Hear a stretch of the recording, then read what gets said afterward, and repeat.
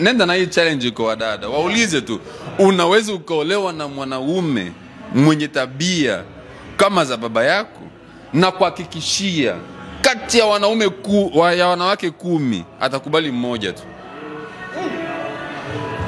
Kwa sababu wengi sana wanazijua tabia za hovyo za baba zao, za michepuko na kuchepuka.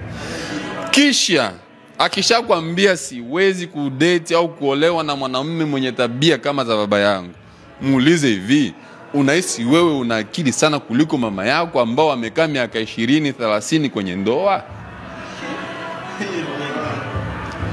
Akikwambia hapana, muongezee swali lingine. Wewe unahisi mama yako ameweza vipi kuvumilia muda wote huo wa kuishi na baba yako mwenye tabia kama hizo unazozisema hapa?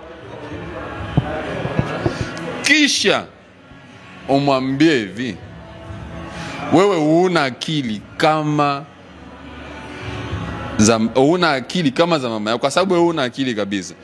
Kumwacha mme wako kwa sababu anachiti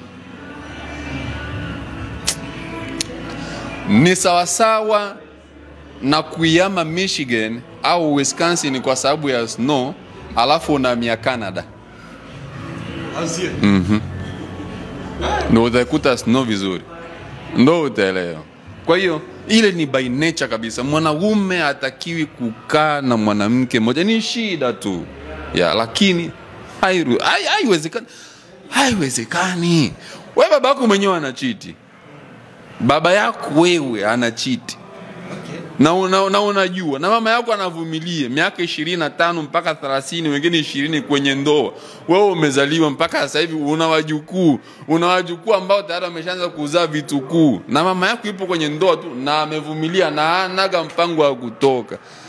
Wewe nani unayepinzana mama yako?